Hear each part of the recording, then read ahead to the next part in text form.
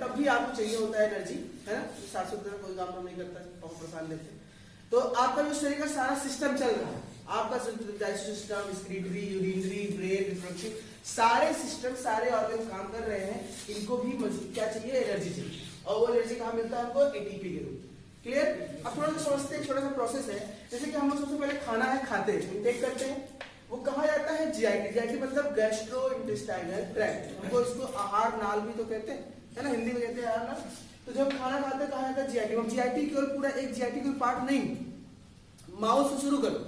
Mouth है, larynx है, pharynx है, इसोफेगस है, स्टमक है, स्मॉल इंटेस्टाइन, लार्ज इंटेस्टाइन, ये सारा जो सीरीज है ऑर्गन का, यही GIT, gastro intestinal tract. GIT में जाएगा, उसके बाद जीआईटी में जो खाना पहुंचेगा तो वहां से वो खाना या ग्लूकोज, वो ब्लड हम डाइजेस्ट करेंगे, पहले उसको पचाएंगे, ठीक है। वो पचाएंगे, पचाने के बाद उसका हम एब्जॉर्प्शन करेंगे। डाइजेशन मतलब होता है भाई, डाइजेशन मतलब ये हो गया कि जो खाने के बड़े मॉलिक्यूल्स थे, भाई रोटी खाते हो पाउडर बना थोड़ी ना खाते हो, बड़े बड़े टुकड़े खाते हो, फिर दांत से पूछते हो, फिर अंदर जाता है तो टुकड़े क्या होते हैं, तो कॉम्प्लेक्स मॉलिक्यूल है, वो सिंप्लेक्स मॉलिक्यूल में टूटते हैं। और टूटने के बाद वो मॉलिक्यूल जब हम मेन तत्व बाहर निकलता है, जैसे ग्लूकोज, आप खाना खाए, रोटी खाए, रोटी से ग्लूकोज, चावल खाए, चावल से स्टार्च, दाल खाए, दाल से प्रोटीन, फल खाए, फल से विटामिन, जो भी खाए उसका जो मेन तत्व है वो बाहर निकलता है और जाके ब्लड में मिल जाता है, ठीक है। ये एब्जॉर्प्शन। उसके बाद ब्लड हो गया, अब क्या काम बचा, अब ब्लड में जाने के बाद वो कहाँ जाएगा, कोशिकाओं तक। हमारी पूरी शरीर कोशिकाओं से मिलकर बनी है, असंख्य कोशिकाएं हैं। तो अब जो खाना हमने खाया, उस खाने का बराबर बराबर हिस्सा बंटवारा होता है और सब कहा जाएगा, अलग अलग कोशिकाओं में। ले कौन जाता है, ब्लड। तो इसके बारे में लोग पढ़ चुका है ऑलरेडी, सब ब्लड सिस्टम पढ़ चुके हैं। उसमें बताया कि कैसे ब्लड ट्रांसपोर्ट करता है, किस मैकेनिज्म से, किस पाथवे से। तो ये वाला मैकेनिज्म यहाँ तो हो गया, यानी यहाँ से ब्लड से सेल में गया। उसके बाद सेल के अंदर वहां पे ग्लूकोज का ऑक्सीडेशन होता है। आपने साइकिल पढ़ोगे, glycolysis, Krebs, electron transport system में तीन साइकिल चलेगी और उस सेल के अंदर एटीपी का निर्माण होगा। किससे, उसी खाने से जो आपने भी खाया था। और ये एटीपी एडेनोसिन ट्राइफॉस्फेट, यही हमारा एनर्जी का करेंसी है और इसी के द्वारा पूरा का पूरा एनर्जी बनता है और यही हमारे शरीर को यूटिलाइज करते हैं। हम जो भी काम करते हैं हमको चाहिए energy in the form of ATP, बना कैसे, सेल के अंदर। और एटीपी के साथ साथ एक चीज और बनता है जिसे CO2 बोलते हैं, कार्बन डाइऑक्साइड, और ये भी हमारे बॉडी के लिए हार्मफुल होता है। अगर ये CO2 हमारे बॉडी के अंदर ज्यादा देर तक रहेगा तो नुकसान करेगा, इसलिए भगवान ने हमको दिया है रेस्पिरेटरी सिस्टम। हम ये CO2 बनता जाता है, हम सांस बाहर छोड़ते जाते हैं, ये ऑक्सीजन CO2 बाहर निकल जाता है।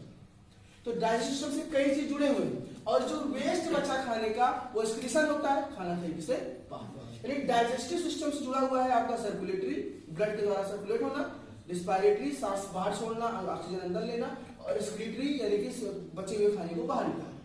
तो what is the digestion? Digestion system का मतलब ये हो गया कि जब कोई खाना हम खा रहे हैं, ध्यान समझना, डाइजेशन तो यहाँ पे है, ये पूरी बात नहीं हो रही। डाइजेशन मतलब तो हमने खाना खाया और उस खाने का क्या क्या हुआ और वो खाना कहाँ कहाँ गया, क्लियर। वो पूरा पाथवे, वो जिस अंग में गया उस अंग का स्ट्रक्चर, उस अंग का फंक्शन, और वो जाने के बाद क्या कर रहा है, इन सब की स्टडी है डाइजेस्टिव सिस्टम, पाचन तंत्र। ये सब अलग मैटर है, सिर्फ मेन मुद्दा खाने का है कि खाना हमने खाया तो क्या। अब अगर हम डिस्कस करें तो डाइजेशन की कुल 5 स्टेप्स होते हैं, ये बहुत इंपॉर्टेंट स्टेप्स है। डाइजेशन के 5 स्टेप्स होते हैं। इंजेशन पहला, डाइजेशन दूसरा, एब्जॉर्प्शन तीसरा, एसिमिलेशन चौथा और एक्सक्रीशन पांचवा। डाइजेशन के ये कुल 5 स्टेप होते हैं। इन पांचों स्टेप के बारे में हम लोग बारी बारी से समझते हैं। पहला इंजेशन। इंजेशन का मतलब हिंदी में होता है अंतःग्रहण, यानी इस स्टेप में हम कुछ नहीं करते, बस खाना शरीर के अंदर प्रवेश कराते हैं। और शरीर के अंदर खाना प्रवेश कराने का एक ही मार्ग है, मुख।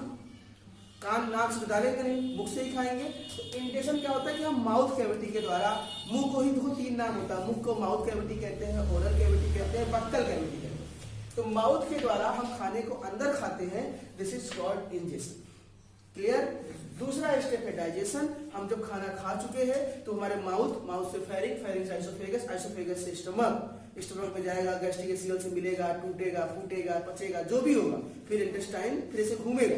तो ये जो पूरा स्टेप है ना, दिस इज कॉल्ड डाइजेशन। इस स्टेप में बेसिकली क्या होता है, इस स्टेप में हम कॉम्प्लेक्स मॉलिक्यूल को सिंप्लेक्स मॉलिक्यूल में तोड़ देते हैं, ठीक है। कॉम्प्लेक्स मॉलिक्यूल को सिंप्लेक्स मॉलिक्यूल में तोड़ देते हैं डाइजेशन में, यानी बहुत बड़े बड़े अणु छोटे छोटे अणुओं में तोड़ देते हैं, ठीक है। तीसरा स्टेप है एब्जॉर्प्शन। अब जब छोटे छोटे अणु टूट गए तो ये अणु अभी भी जीआईटी के अंदर ही है, यानी हमारे पेट और इंटेस्टाइन के अंदर ही है। अब पेट और इंटेस्टाइन के अंदर से निकलकर इसको कहाँ जाना है, ब्लड। तो पेट और इंटेस्टाइन से कॉम्प्लेक्स अणु से सिंपलेक्स अणुओं का निकलकर या पोषक तत्वों का निकलकर ब्लड में जाने की जो क्रिया है, this is called absorption. Clear? What is the absorption? It is the movement of nutrients from GIT to the blood.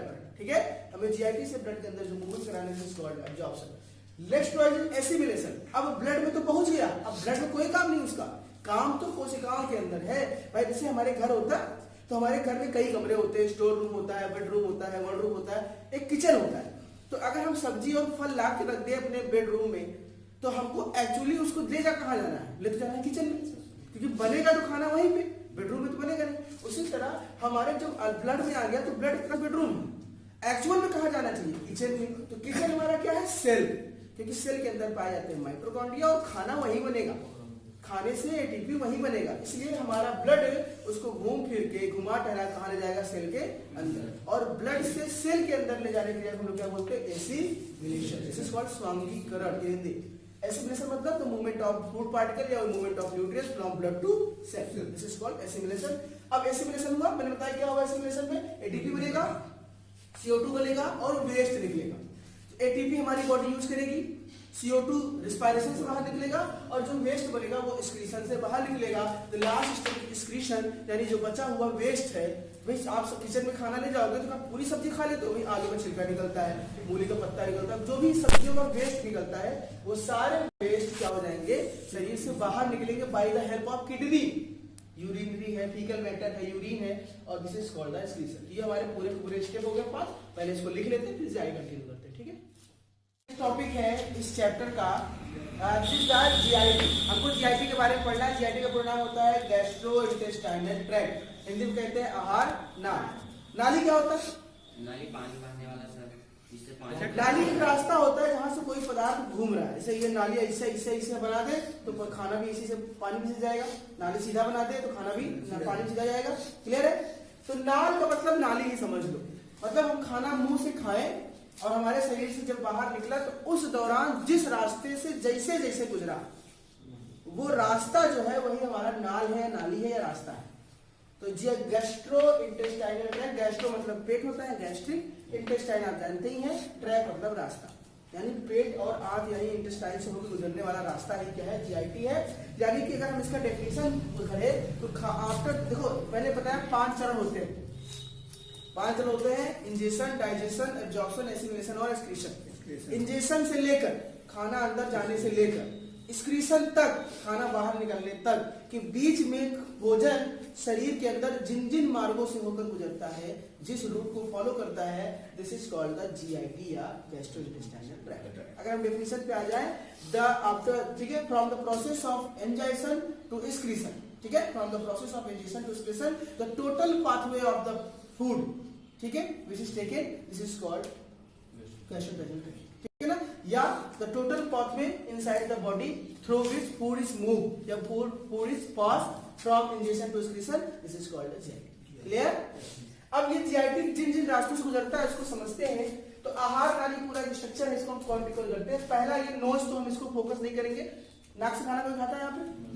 कोई नाक से बीड़ी पी सकता है? नहीं, नाक से बीड़ी कोई पी सकता है? अतुल पी नहीं, कुछ लोग मिलेंगे, कुछ आपको मिलेंगे नाकों से बीड़ी पी सकते हैं। धुआं से निकाल सकते हैं नाक से? कौन कौन निकालता है? माउथ, पहला पोर्शन है माउथ। क्लियर? पहला पोर्शन है माउथ। माउथ का 2-3 नाम मैंने आपको बताया, माउथ भी कहते हैं, ओरल कैविटी कहते हैं, बक्कल कैविटी कहते हैं। क्लियर है? अब इसके अंदर बहुत सारे पार्ट, जब हम उसको डिटेल में पढ़ाएंगे तो माउथ के अंदर सारे पार्ट पढ़ाएंगे। माउथ के अंदर टीथ, माउथ के अंदर टंग, ठीक है, टेस्ट बड्स, ये सारे क्षमता हम लोग पढ़ेंगे माउथ के अंदर। लास्ट सेमेस्टर में आप लोग सेंसरी ऑर्गन में आप लोग टीथ के बारे में, सॉरी टंग के बारे में पढ़ चुके हैं, इसलिए उसको हम डिस्कस यहाँ पे नहीं करेंगे। दूसरा पार्ट होता है लैरिंक्स। लैरिंक्स मतलब ये थोड़ा सा थ्रोट आप समझ लीजिए, ग्रीवा है, तो इसलिए हमारे नेजल और माउथ पैसेज दोनों का कॉमन है। थ्रोट आप समझिए, इसको लैरिंक्स बोलते हैं, जहां पे खाना जाके फंस रहा है। उसके नीचे है फेरिंग्स, और फेरिंग्स के नीचे है ओइसोफेगस। इसको एसोफेगस भी कहते हैं, ओइसोफेगस भी कहते हैं, एसोफेगस भी बोलते हैं। एक लंबी सी पाइप है जो यहाँ से कहाँ जाती है, यहाँ से लेकर यहाँ तक आती है, this is called oesophagus, third part. उसके बाद हमारा स्टमक। पेट जो सबसे इंपॉर्टेंट पार्ट, डाइजेशन सिस्टम का पहली हड्डी आप समझ लो यही है, यहीं पे जाके पूरे खाने का प्रोसेस होता है, कॉम्प्लेक्स फूड सिंपलेक्स फूड टूटता है, सारा काम होता है। This is the stomach, this is the next part. उसके बाद स्टमक के बाद हम लोग आते हैं इंटेस्टाइन। इंटेस्टाइन के दो पार्ट है, स्मॉल और लार्ज, स्मॉल इंटेस्टाइन और लार्ज इंटेस्टाइन। और लार्ज के बाद ये हमारा एनस है, यहाँ से खाना बाहर निकल जाएगा, ये पूरा का पूरा जाइलेट ट्रैक्ट है। स्मॉल और लार्ज इंटेस्टाइन को भी हम डिवाइड कर सकते हैं अलग अलग पार्ट में। स्मॉल इंटेस्टाइन के तीन पार्ट, डुओडुनम, जेजुनम और इलियम। आप फिर याद रखिएगा डीजे इलाहाबादी, क्या याद रखेंगे? डीजे इलाहाबादी। इलाहाबाद का डीजे बहुत फेमस है ना?